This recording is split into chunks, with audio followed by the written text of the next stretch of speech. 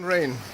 It's today's Tuesday, 24th May in Accra, Ghana.